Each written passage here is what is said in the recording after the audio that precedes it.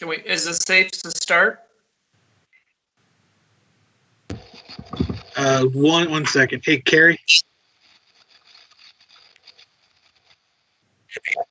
We're live now? Okay, great.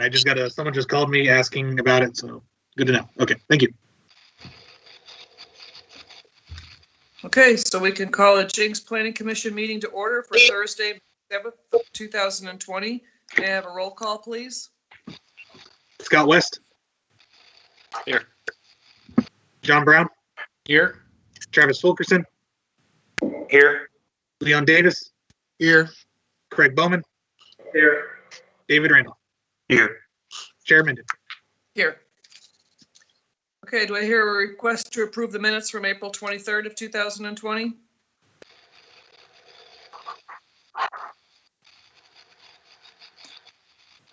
So moved. Second.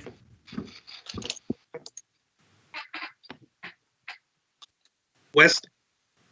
Yes. John Brown. John Brown. Yes. Sorry, I had to unmute. Travis Fulkerson. Yes. Leon Davis. Yes. Craig Bowman. Yes. David Randolph. Yes. Carol Minden. Yes. First item on the agenda is TUP 20-44, request by Melissa Torkelson for a temporary use permit to allow for the retail sale of fireworks at the northeast corner of 106th Street South and South Elm. Marseille, I'll turn it to you. Yes, thanks, Madam Chairman. Let me make a point of order. Did I say that correctly? I did. Brandon, do we have someone online to recognize the National Day of Prayer?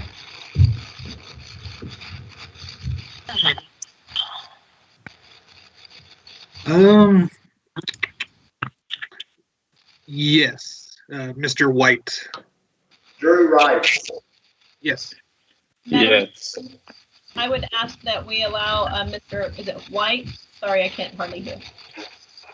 It's right. Mr. White, thank you. Sorry about that. The floor for just a few minutes, please. As a point of order.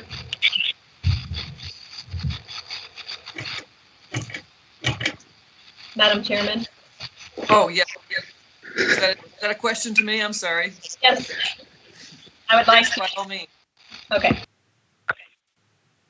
Awesome. Hey, thank you guys. I appreciate your time. I appreciate this committee and this what you guys are doing for our city. I haven't been in the position of executive pastor at First Baptist Jenks for very long. I actually started on March the 15th, got married on March the 7th. So there's been a lot of changes in my life, as I know many of you guys have. Today is a National Day of Prayer, and I was asked to honor that. And so if you would like to pray with me, I'd encourage you to do so. And then afterwards, we're going to take a 60-second moment of silence, and then you guys can continue. So, Heavenly Father, we know that so much of what's going on right now in our country and around the world, and even though this word has been used a lot, it is unprecedented. Most of us, we don't know how this is going to play out. We don't know what's going to happen. But Father, we ask for your wisdom. We ask for your guidance in every step that we take. Father, I do pray for a couple of specific groups of people. First, I pray for those individuals and families who have been directly affected by the coronavirus, those who have lost loved ones to it. I pray that, as your scripture says, you're near to the brokenhearted. I pray that you would be near to them, that you would provide comfort in those moments of hurting, those moments that are so difficult to walk through. I pray for any family that has lost a loved one during this time, as so many aren't able to be with those whom they love most in the times that they have for the last moments. I pray for our healthcare providers, the doctors and nurses, technicians, the security at the hospitals and medical facilities in our community, in Tulsa, in our state, and around our nation and the world. I pray that you would protect them, protect their families every day as they go home. Father, that you would be watching over that situation as they are trying to be a source of healing in these moments, and they're trying to figure out how to combat everything that's going on. I pray for our leaders, those who are leading businesses, organizations, people that are in the government, school administrators, educators. I pray for those who are leading church organizations and religious organizations, that you would give us wisdom for every single step forward, that we would do everything in wisdom and guidance that comes from above. Father, I thank you for your goodness in the moments that are difficult. And Father, you know my own story, how big your goodness is to me. And so, God, I pray that as we look to you for that wisdom, that you would provide it. Father, I pray for this team of people as they plan, as they make decisions. Father, that you would be with them and that you would guide them. We love you, and I love you so much. Thank you for your goodness. It's in your name we pray. Amen. Hey, let's take 60 seconds of silence.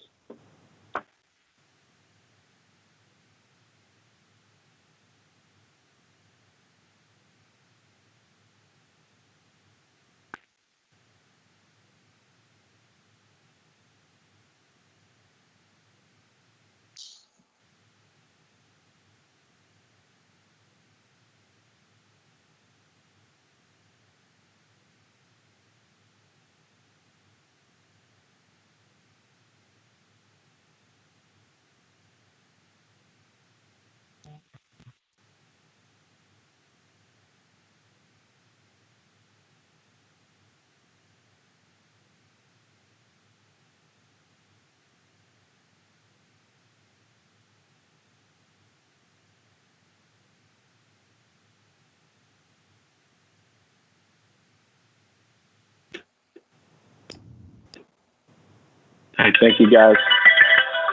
Thank you, Drew. God bless y'all. Thank you. Appreciate that. Thank Okay, you. Marcia. I have another point of order before we get started. If everyone would please stay muted until you want to speak or ask to speak, that would be very much appreciated. So we are on report. The TUP, the permit for the fireworks stand. Thank you. This is TUP 20-44. It is a fireworks stand request for Melissa Torkelson, and it's Big Blast Fireworks, generally the Jenks. They plan to sell fireworks on an agricultural zone lot, and I believe this is where someone is saying that, are y'all having a hard time hearing me? There's nothing. I'm completely in a room by myself. There's nothing going on. Is it hard to hear? We're getting some static or feedback somewhere. Okay. Yeah, agree. I'm all alone in the house. There's nothing going on, so I'll just do my best. The the applicant, just a note, we've said this every time. This is our third application. The Planning Commission and Council have expressed a concern for fireworks stands within the city limits, and that is something that we will be addressing in the next year as we go through the update on the zoning code. But until then, we are processing applications as normal. I had taken on the city council, when I sent the last one to city council, Mr. Carr had recommended that I put the dates of operation, etc., and I had made a note to do that on this particular one, and I forgot. So I want to say that they requested operation from June 15th to July the 5th. And then they also had a second request for a second date, which was December 27th through January 1st. And I talked to city staff, and from what I can understand, it has been pretty common for Planning Commission to hear these cases and recommend two dates at one time and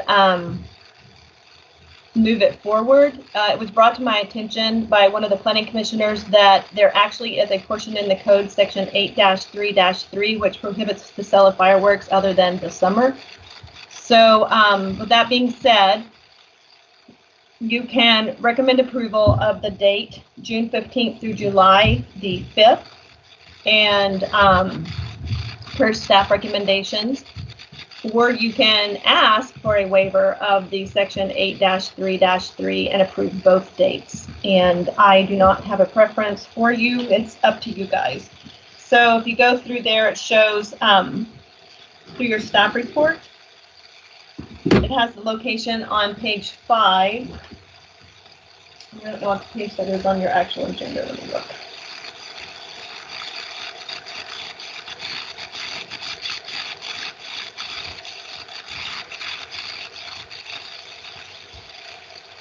There we go. On page 9 of 99, it shows the actual location, and that is straight out of West 106th Street and east of Elm.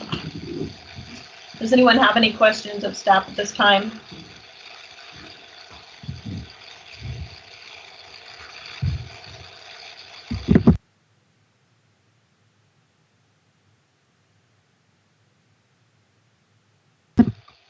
Carol, you're muted.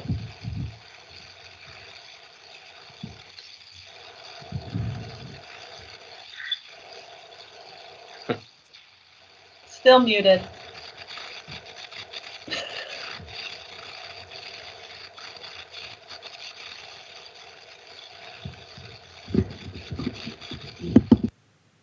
I don't get it. Unmuted. Okay. Anyone, can I hear a motion? Or say real quickly, before we have a motion to vote, we've had an issue previously with this particular site with them parking their band truck in front of sometimes and to the north of their tent. And we've made it a recommendation for approval that they park that on the east side of their tent, not along Elm. Is that, did I see that in here? No, sir, that would not be included, and you can very much make that a part of your recommendation. Okay. I would like to hear what the other commissioners think about that. Yeah, that's actually on page 18. There was a reference to the site for the truck being on the west side. On the west side? Yeah, they've got it. They've got the Jenks band truck for use. They've actually got it to the west side, closer to the street, closer to Elm. Yeah, that's, in my opinion, that should not be there.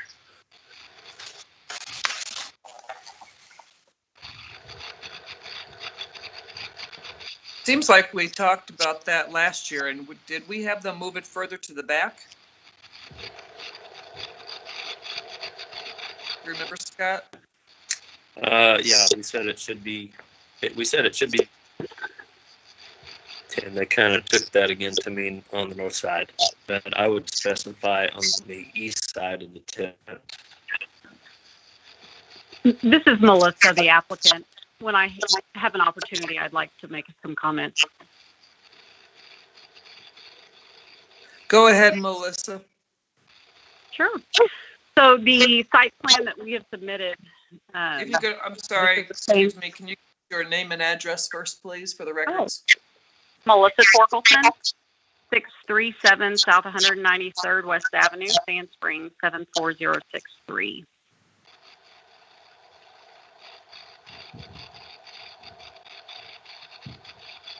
Okay, go ahead. Good. Okay. The site plan that we've submitted, it's the same site plan we've submitted in previous years. Of course, we will do anything that the Planning Commission suggests we do.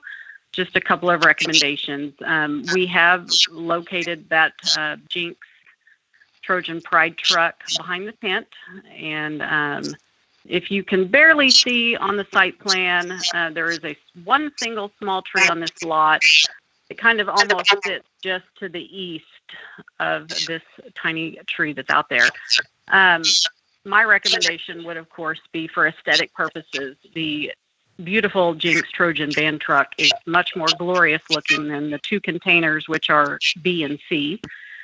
D is their volunteer kind of emergency cooling station, it's an RV.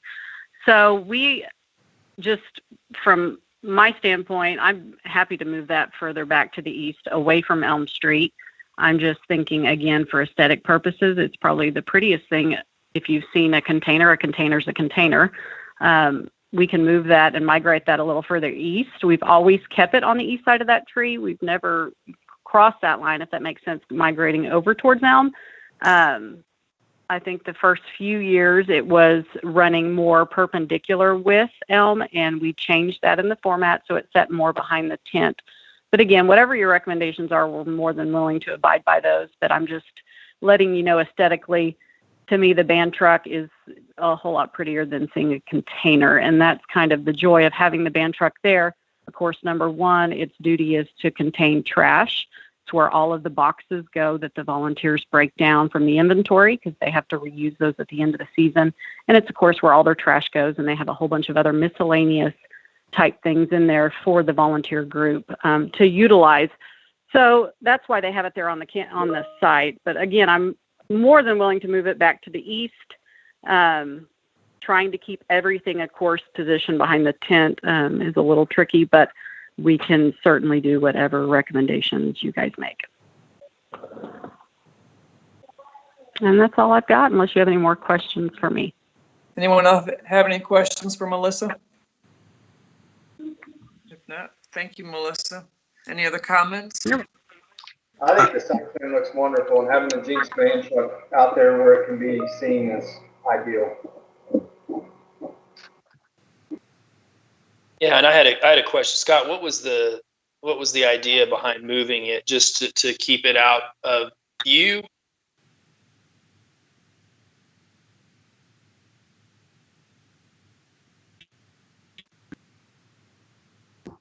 Scott?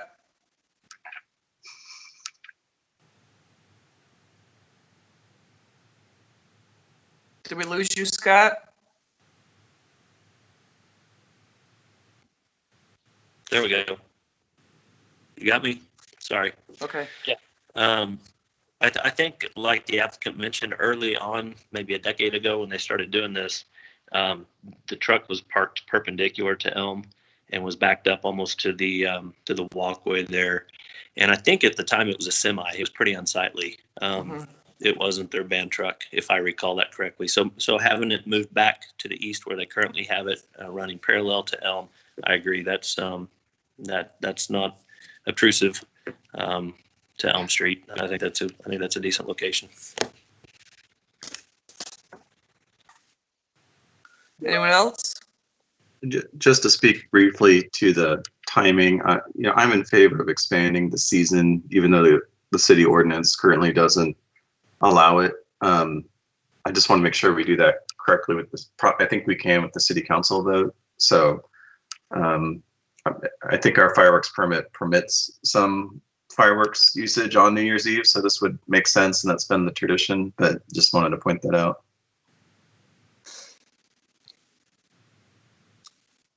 Okay. Anyone else?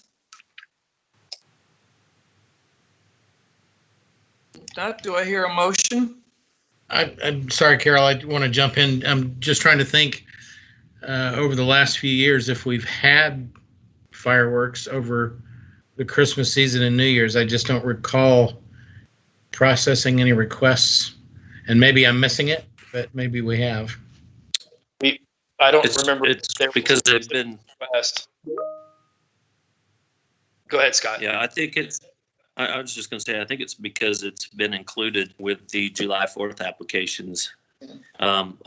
They were definitely down there. Somebody was down there at this location with one little stand this New Year's season. Yeah. Do we run any logistics during the winter in that location? Because it's that. I guess what reason I was thinking about that was the hill to the west icing up. I'm just wondering if that creates any problem if we've got inclement weather. No, it hasn't. And this is probably one of the only ones that actually does open up in December, because it's not nearly like it is in July. Okay. Then I'll go ahead and make a motion that we approve TUP 20-44 and waive the current ordinance in the code that prohibits the period outside of the summer to approve both dates as submitted. I'll second.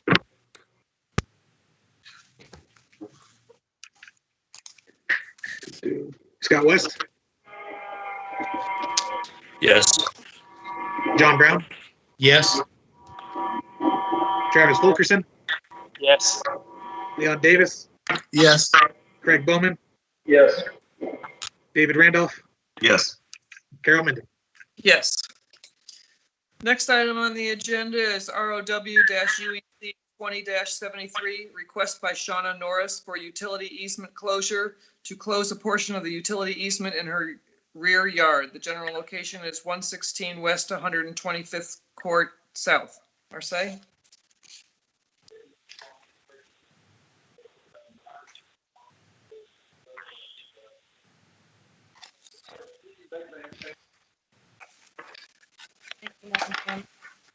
The applicant started the process of building a swimming pool, and the design really, in order to get a size that they felt comfortable with, required a little bit of the easement closure.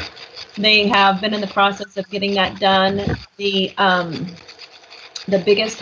city does not have any utilities back there and has no objection. The biggest problem was that PSO had a transmission line back there that had to be moved. So they have paid to have that line moved, and they are moving forward with pending the approval of this document. Okay. Any questions or comments from the commissioners? This is Shauna Norris. Thank you, Shauna. Will you give it name and address, please, for the record?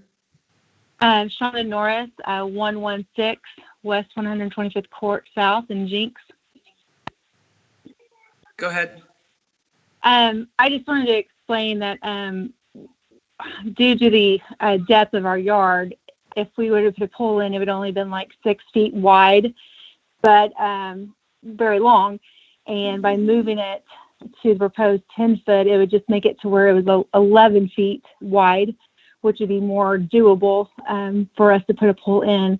And that's what I'm hoping on the easement side.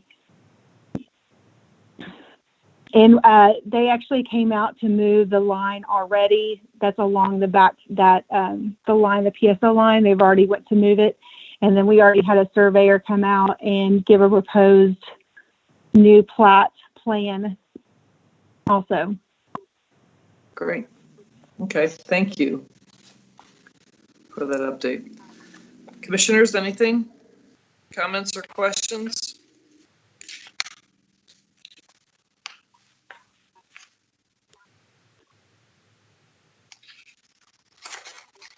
If there are no questions or comments, do I hear a motion?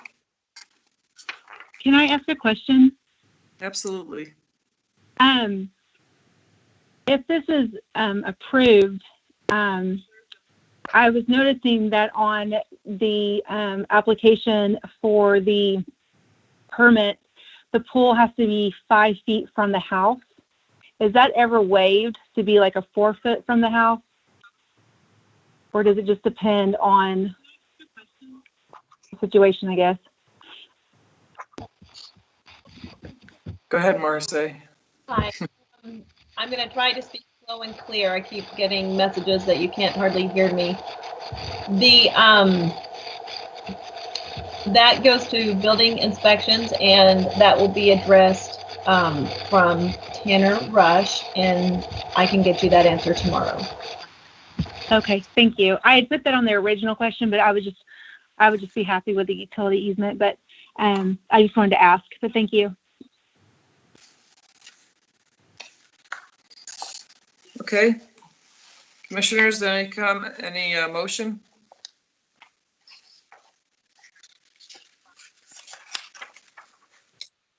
I'll make a motion to approve ROW UBC 20-73.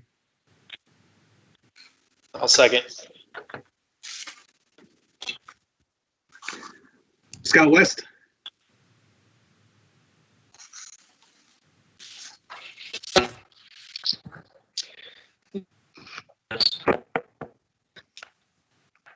John Brown, Yes. Travis Fulkerson, Yes. Leon Davis, Yes. Craig Bowman, Yes. David Randolph, Yes. Carol Menden. Yes. Next item on the agenda is a request by Thank you. TEP for approval of Tory Lake's preliminary plat, the general location of south of 131st and West Harvard. Marseille? Thank you, Madam Chairman. This item is the Tory Lake preliminary plat, and we have discussed this for a couple of weeks. It was part of the kind of the second part of the approved planned unit development. This item was approved by Planning Commission, or I should say recommended for approval on April 9th, 2020. And it was approved by the City Council per ordinance number 1516 on April 27th, 2020. This is located, generally speaking, south of 131st Street and west of Harvard. The planned unit development, if you go to the next page of the staff report, is a single-family residential use. There are 140 lots drawn on the plat. The lots are generally between 60 and 65 feet. There was a TAC meeting. We had one comment from ONG, and that was by Kimberly Vossler, who was the project manager. She asked for a 17.5-foot easement, said she would settle for 15. I think that's already been taken care of. Also, along the eastern edge of the plat, they call out a 50-foot ONG easement. This easement does not belong to Oklahoma Natural Gas. It was ONG Transmission Company, but these agreements were kept by One Oak when they split. The only right-of-way actually owned by ONG is the quarter section is south of where the plat is. The fire chief did not have any issues with the preliminary plat at this point. If you move to the next page, which if you're looking at the actual agenda says page 3, and I know that we had a lot of questions and concerns on the regarding drainage and stormwater and the potential for flooding as we were moving through the PUD process, and I did promise everyone that we would address those during the upcoming hearing on the preliminary plat. So if you want them all read, I would defer to Brandon, who I'm sure will do it nice and slow and clear since my computer is a little garbled, I guess. So, Madam Chairman, would you like at this point for Brandon to read those comments? They have been thoroughly answered by the city engineer, Chris Robinson. I've noticed that. Is this part of public record that anyone that's listening has already been able to have access to and has been able to read? Yes, ma'am. They have been available since Tuesday for anyone who's viewed the agenda. Okay, so does anyone think that we should go ahead and read through every one of these? I know it's very lengthy. I'll kind of ask my cohorts here what you all think, because I would venture to say that if it's part of public record and it's been in our packet and we've read it, I don't think it's necessary to read through the whole project. Madam Chair, I would stipulate that we accept the printed record of these as part of our minutes. And yes, we've all had the opportunity to read through as well as the comments. The only thing I would think we would want to do is if we've got any additional feedback regarding some of the comments, we would want to open those for discussion. That's a good, thank you very much. Marseille, have you received any additional comments? No, ma'am, there have not been any more comments since just before the city council meeting on the PUD hearing. I will say that Chris Robinson did an outstanding job. I really appreciate the time that he spent in helping me answer these questions. If you go through them, you can see I'm very plain and general. You can't cause any adverse impact, and he gave very professional, detailed answers. That. Thank you, Chris. I agree. I did all the attention to detail on everything, and every question I thought was answered very, very well. Okay, with that being said, then it sounds like we can skip going through and reading every one of the questions and comments and move forward from there. Anyone disagree with me? Okay. I think that's a great approach. Okay, with that being said, said, I do want to just reiterate, if someone is listening only and hasn't taken the time to read it, plating is a very technical process. The next document in your packet actually shows, I wanted to include for you all the preliminary plat checklist that I go through, and it's very much nuts and bolts. And this is why I don't get into drainage conversations. I'm looking for the name, the address, the streets, the boundary lines. Is the boundary darker? Is there a north arrow, etc.? So I appreciate you all, and I appreciate you all taking the time to look at this. And this document also is part of public record. I just wanted to make sure that they understood, as the city planner and as these things go through, it is a very technical document, and it is dealt with primarily at the engineering level between the engineers of record. Thank you, Marcy. I did notice on the preliminary plat, they have 2 reserves, A and D, in the northeast and southwest corner. That's a little bit different than the site plan we had originally, and we were hoping they would do the amenities. Was that, I'm assuming that's the case, but just wanted to confirm. And then also just ask the question if we need to go, I'm not really suggesting it, but any more specificity about those reserves and the amenities?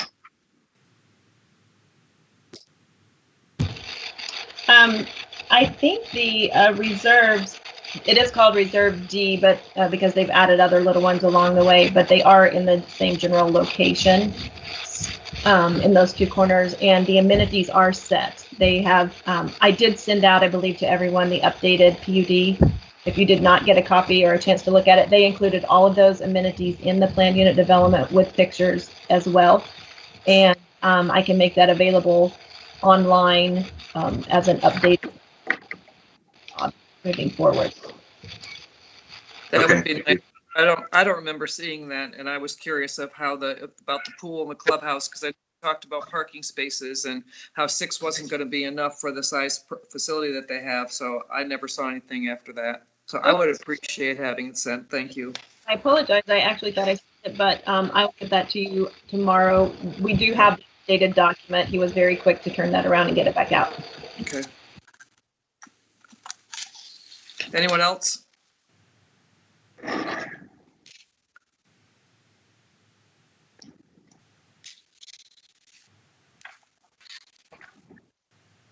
Any other questions from the commissioners?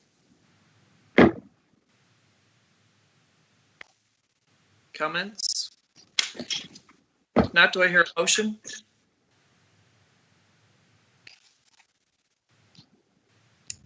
I'll make the motion to approve the preliminary plat for Tory Lakes. John Brown, second.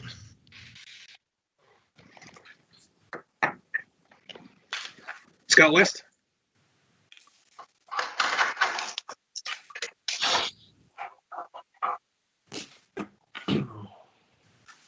Scott West? Yes. John Brown? Yes. Travis Fulkerson? Yes. Leon Davis? Yes. Craig Bowman? Yes. David Randolph? Yes. Carolman? Yes. Okay, the next item on the agenda follows for agenda 4, 5, 6, 7, and 8. Marseille, are we going to do these all at the same time? Are you going to do the staff report at the same time, or each one individually, since I noticed it's all bulked together in the packet? Marseille?